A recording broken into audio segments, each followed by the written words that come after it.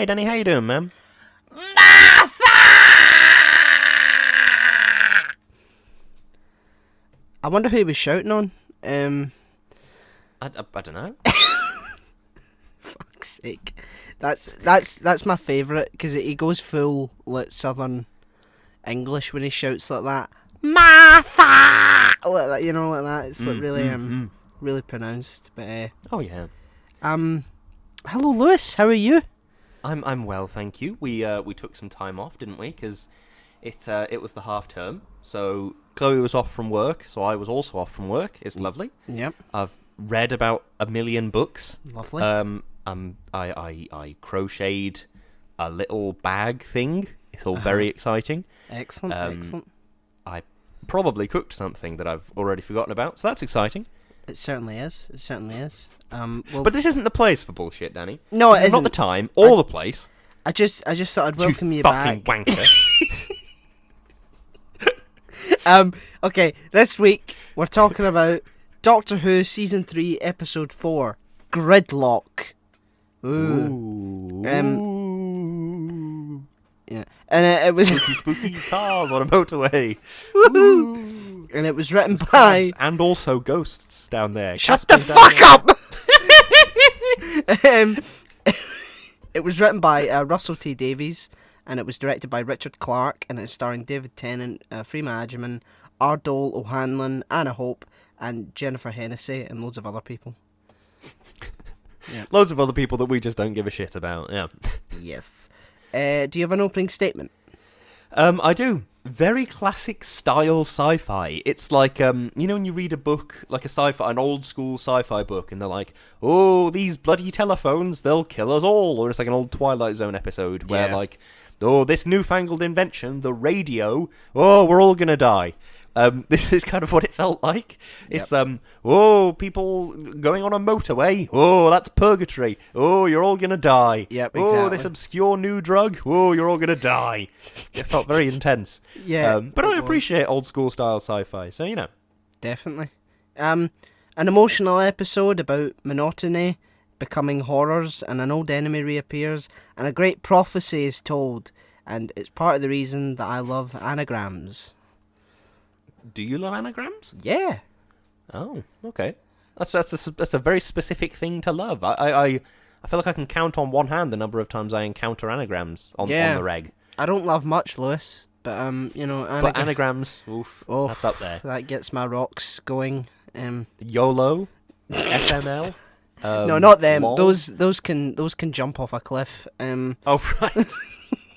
We had this thing at school that it always kind of rubbed me up the wrong way, where it was called dirt time.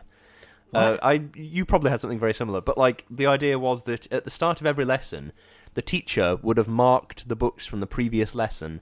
So then you have dirt time, dedicated improvement and response time, where you look at your teacher's marking and go, oh well, looks like I need to learn how to use prepositions better or whatever. But it's so clear they really, really went for it, trying to make those words into an anagram. They were like, right, we need to have some kind of word that is like cool and interesting and exciting. And they went with dirt, which, it's not the most exciting word. What's that word? Is it like tautology or something? Because it's tautology, yeah. Yeah, it's dirt time, but the anagram is time, so look, what the fuck?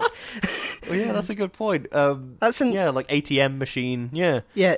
There's an episode of Doctor Who where that comes up, and it's the Sontaran stratagem, and it's the weird sort of nerdy genius cunt, and he's like, oh, that's not tautology, because it's Atmos system, so you're saying atmospheric emission system, and David Tennant's like, it's been a long time since anyone said no to you, isn't it? That does get me, though, because I always felt like that episode was trying to be a sort of a commentary on people like Mark Zuckerberg and sort of young upstarts doing tech businesses and stuff. But then the only thing I really took away from it was maybe we shouldn't let people get all spoiled pricks. True. Maybe we shouldn't. But I suppose they're both good lessons. Mark Zuckerberg's a bell end, and probably we shouldn't spoil people. So, yeah, maybe those are both good lessons to take away from an episode of Doctor Who that we're not supposed to be talking about today. Yeah, sorry. Creepy room questions. There's always a fucking death at the start of these these shows, isn't there? There's always like, yeah, there is. oh my god, look, it's that couple from that painting that was made. Don't know why is that even? Did they die or something? Is that the irony or something? I have no idea. I've got no idea. The thing that I like about Doctor Who episodes is there's always 2 guaranteed beats. One of them is there's a suspicious death at the start. Yep. And the other one is about halfway or 2/3 of the way through the episode. You need the companion to go, "Oh my god, Doctor! They're talking about Earth! That's the planet they're talking. They're going to destroy Earth!" Because up until that point, it's been about some theoretical planet, and then they have to like hammer home, no, it's Earth. You should be invested in this. The emotional stakes should be high. Yeah, because you can't possibly empathise with another group of people from a different place. You know, it has to be your own little shitty planet. Yep, that's the one. The Doctor taking Martha to the place that he took Rose. What the fuck? Yep, super weird. It's so strange. Yeah, the more we watch through the episode with the lens of Rose is kind of a bell end that we don't like, it's the more that I see it's really weird. It's like, imagine going on a date with someone, and they're like, oh, I know this really good pizza place, or whatever, and you're like, oh, I love pizza, let's go for pizza. And then they take you there, and you say, oh, so how did you find out about this place? Expecting them to say, oh, there was, I saw it on Facebook, or, oh, my dad's uncle owns the building, or something like that. But then they say, "Oh, I bought my ex here," and they say, oh, "I'm sorry, what? Yeah, you bought your ex here on the regular, and now you're bringing me? That's very strange." Yeah, I took the love of my life here. What a thing that'd be to say on a first date, regardless of anything, unless the love of your life has died, and you're sort of even then this is taking a very morbid turn. But even then, it's the kind of thing that Mr. Morris would say on Friday Night Dinner. Do you know what I mean? She was the love of my life, and now you are. That's just a weird thing to say. Do you know what I mean? Yeah. I've got to say, the mood selling, you know, the moods that people... that is so fucking dread. That is so horrifying, isn't it? It is horrifying, sci-fi. Yeah. I'll get you happy. Do you want some sad? Who the fuck buys sad? Really? Is someone's life spicy take. Is someone's life that good that they're like, fucking hell? Like, what? Maybe a bit sad. Well, here's a hot and spicy take. I reckon that it's like all of Edgar Allan Poe's stuff is that, like, yeah, being sad is shit, but there's an odd comfort to it. So maybe that's what people are buying sad for, is because it's familiar. Yeah. And so it's like, oh, it's something I've been to that place before and all that stuff. Don't get me wrong, I don't know why you would want that, but if that's something you want, I guess I understand it. Yeah. Weird choice, but you do you, hun. Here's a weird question. It's the year 5 billion, and we're still calling gay couples sisters or gal pals. Yeah. Or that's a bit of a weird one. It's the year 5 billion. You'd think would have moved past that. Yeah, I mean, you know, I liked Brannigan until he turned out to be a homophobe. Yeah. Oh, don't talk like that to an old-fashioned cat. It's like... An old-fashioned cat? Well, your fashions are from 5 billion years ago. Oh. Do you know what I mean? Don't talk like that about an old-fascist cat. No, yeah, that was a bit strange. But because I find the interesting that's this sorry, I think my mouth just broke. I find the idea of like it's a parallel evolution where we were like apes to humans and they were like lions to guys. Do you know what I mean? I find that to be an interesting sort of concept. Yeah. But then, I mean, don't get me wrong, I suppose it's an indicative thing of any society that you're going to have a few cunts. So, yeah. I suppose it's realistic, but it's also shit. So, I can't praise it that much. Do you know what I mean? I mean, I suppose, like, Russell T Davies wrote it. And, you know, he's very sort of big on the on social like, representation and stuff like that. So, there must have been like a reason to it. Maybe it's like because you get the sort of not harmless because it's all harmful, but you know the sort of benign prejudice where it's like oh my sensitive ears, you know. So maybe it was like a quip or something like that. Because bear in mind, when did this come out? 2007. 7? Yeah, I think Yeah, so. so, Season 3, 2007. It was a lot less. It was probably a lot less prominent. But I mean, still, that just No, yeah, you're right. it just torpedoes the character for me. I don't really. Yeah. No, you're right. And that's one of the things that gets me about, oh, they're from a different time, or this is from a different time. It's like, just because something is acceptable doesn't mean it's right. Do you know what I mean? It's like, yeah, if you tell me that Alexander the Great woke up every morning and kicked a horse to death, that's not a morally acceptable thing, even if all of his mates were doing it. Do you know what I mean? I'm still not going to sit here and go, oh, yeah, all right. It was like, Christ. It was a different time. It's like, okay, but we're not in that time now, so why are you defending it? I mean, that reminds me of that thing you said a while ago. Oh, he's from a different time. Yeah, the 80s. not do you know what I mean? It's not like that long ago. He's from a different time. Well, tell him to fuck off back there then, fuck's sake. Jesus Christ. No, that's it's sort of you're right about the different time thing. It's a weird excuse. Like I remember seeing this picture circulating of it was very shortly after Biden was elected, of I think it was the first black lady to get into an all-white university in America. I might have got my facts a bit wrong. It might have been a high school, but it was something essentially like that. Yeah. And it was like a picture of her sat there in this sort of hall, sat in a chair, looking sort of frustrated, really. And there's all these schoolboys around her that are like sort of pulling faces at her and making fun of her and all this sort of stuff. And it's like, oh, well, that's fucked. Yeah. And then somebody replied to the tweet and said, as of the time that this tweet was made, this lady was 78 and Joe Biden is like 2 years younger. That kid in the row behind this lady could have been Joe Biden's brother. It could have been him. Do you know what I mean? It's saying you're from a different time is all well and good, but you're now in the current time. Yeah. Do you know what I mean? It's not exactly. It's so much time has passed, but also you're still here. Do you know what I mean? It's your responsibility to be a part of social change. Yeah. Oy. It's a very lazy excuse to try and justify your immorality. But yeah, I couldn't agree more. Doctor Who must be like one of the only sci-fi shows that can take monotony of like sort of early 21st century British life and make it horrifying. Like, we're gonna make traffic jams horrifying. We're gonna make car sharing dreadful. Or what else? What else did they do? You're going to be carpooling for the rest of your life. Window shop dummies. Yeah, that's true. Mobile phone. Oh, Bluetooth earpieces. Yep, definitely. Yeah. I'm trying to think what else was a part of early 21st century life. I don't know. There's more, but TVs.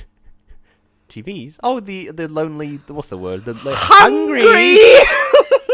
Yeah. That was weird. That was weird. But yeah, no, I like this episode because when they do that right and they don't just yell hungry at you for 45 minutes, it really shakes things up.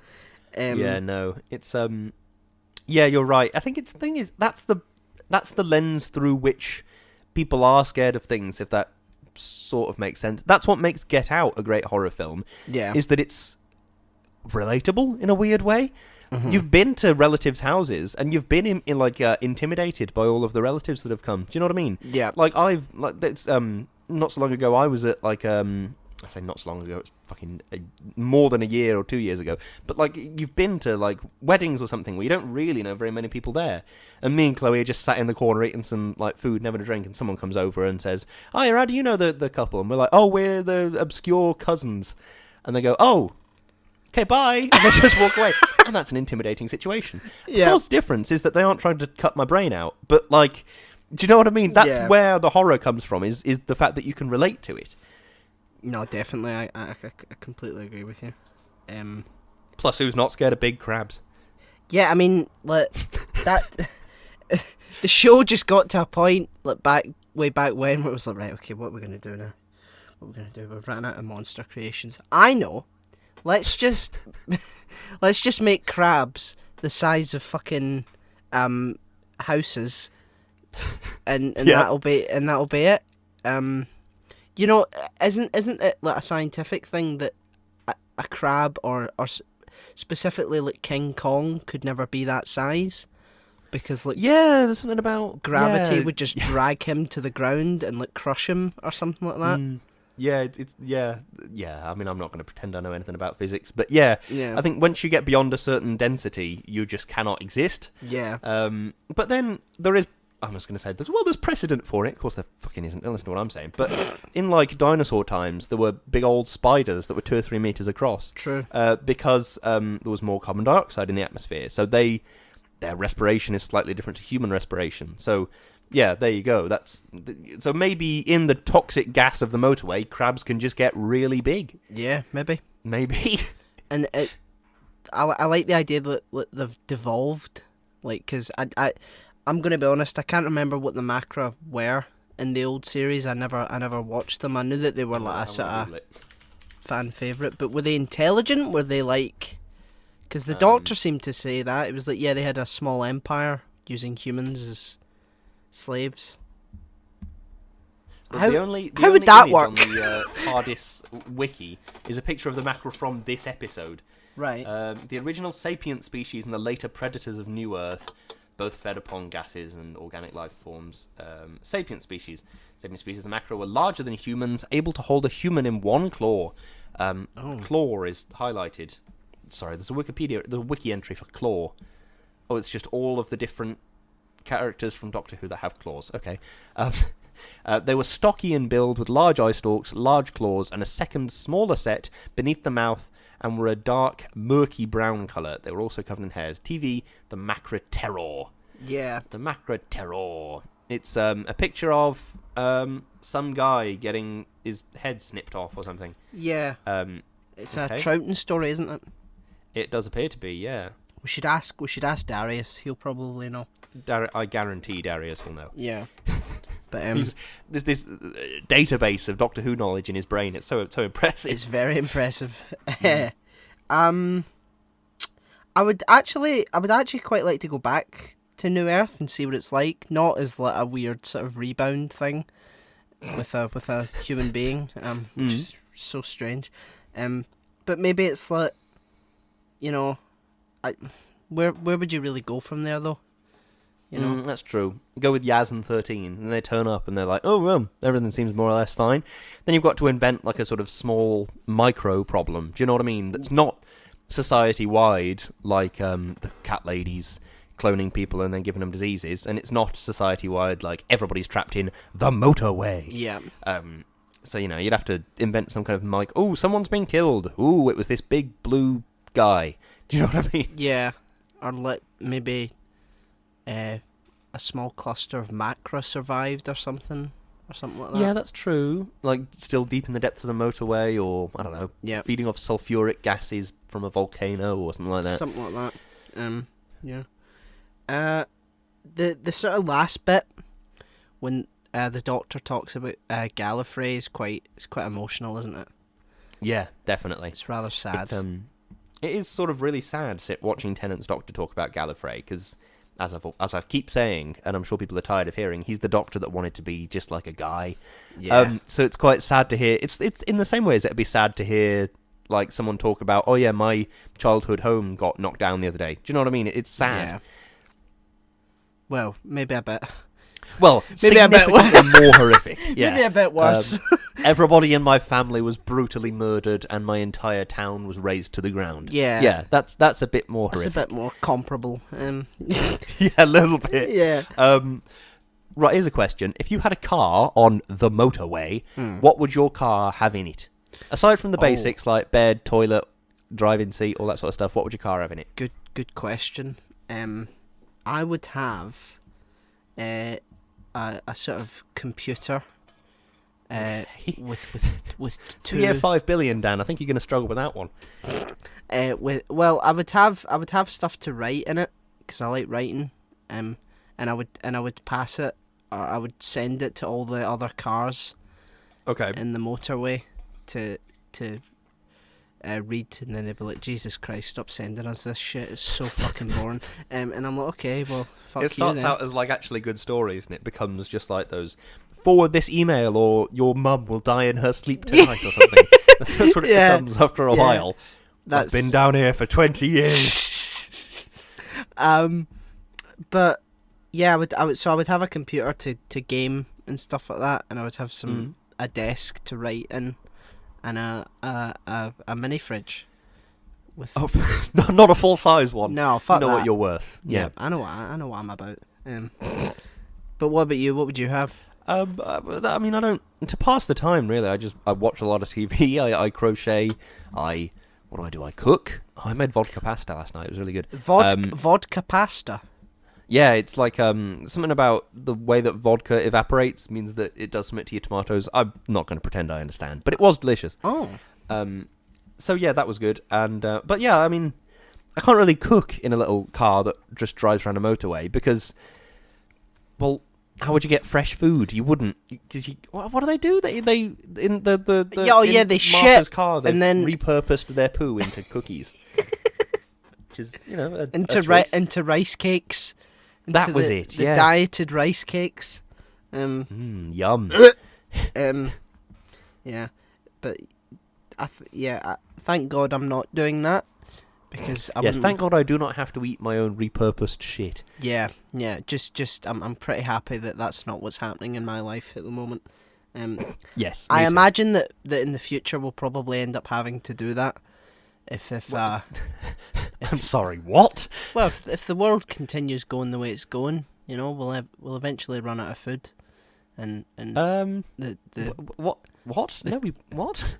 Where are you getting these claims from? The climate will get worse. You know, we'll eventually end up killing off a lot of the livestock. So what is the point at which we start eating our own shit? I'm sorry, I don't see how. Like, the climate... Okay, yeah, the climate changes and we kill off livestock or whatever it might be, but there's still going to be earth to grow seeds in. Do you know what I mean? Yeah, but, like, maybe... Well, as the planet gets warmer, maybe it'll become harder to, grow things.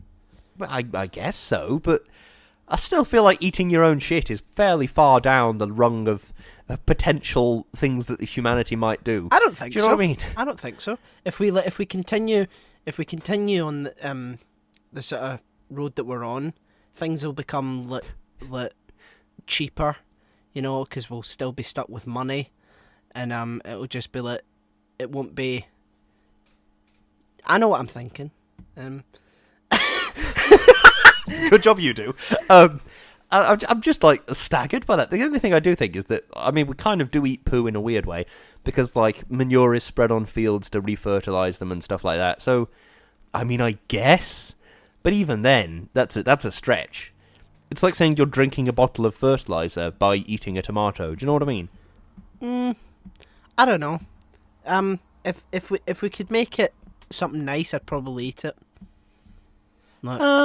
If it's been elementally changed from poo to beef or something, do you know what I mean? Yeah, it's like I think it's just the thought of it, you know. But I think I'd give it a bit. I don't think I'd be one of the early adopters. No. I think I'd wait to see if anybody gets some kind of sepsis. Do you know Lewis, what I mean? I'm going to the shit store. I told you, I was right. Everyone laughed at me. Oh god, everybody laughed at me and now I'm eating human shit. So, who's the real winner? I think it's still me, Dan. I'm eating a sandwich. Glenn, it's a court order. You can't eat shit anymore. Morty, when you're right. I'm hooked. Oh, fuck's sake. Oh god. Well, I would not eat shit if I could at all avoid it. So in my car, I would, I don't know, have some kind of 3D printer that prints burgers. I don't fucking know. It's the year 5 billion.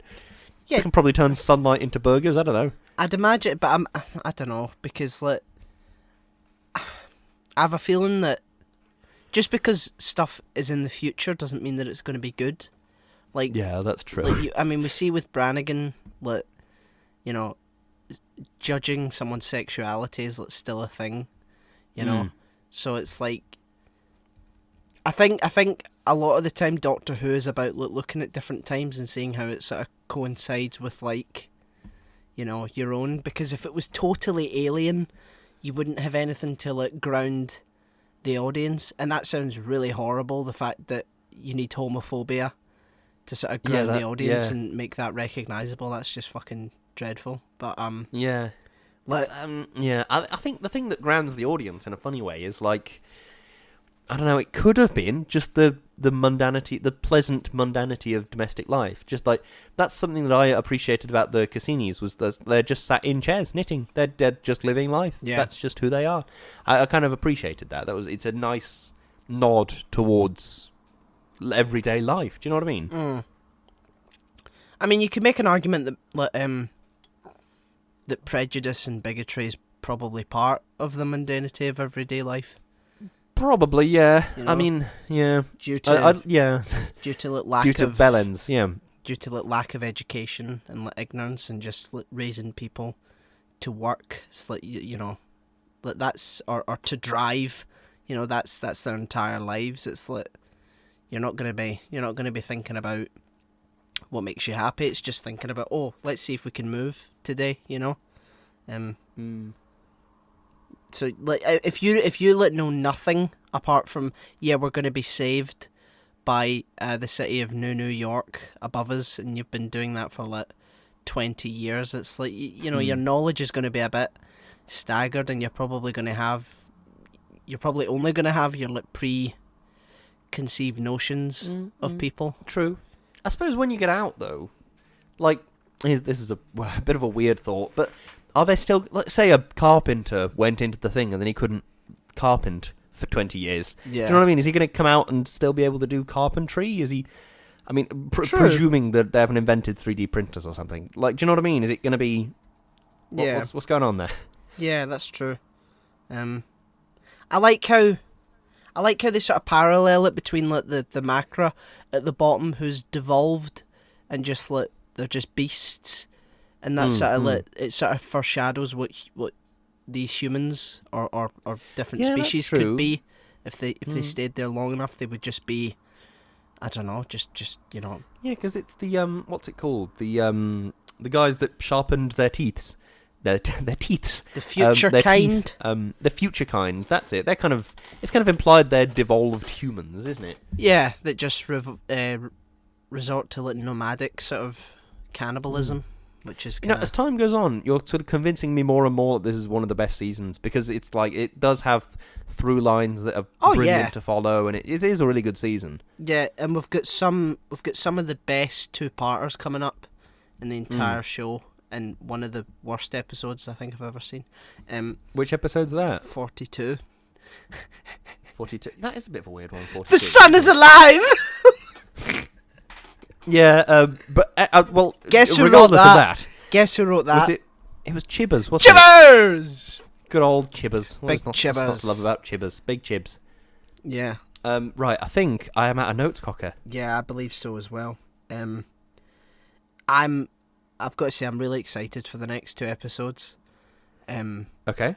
Because it's probably one of my favourite two-parters of the entire show, I've got to say.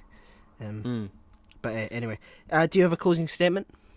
I do. It's a really good standalone episode, when in a lot of ways there are no really good standalone episodes in a lot of ways, but I really enjoy this one because it's a really self-contained story, but it's just so polished at the same time.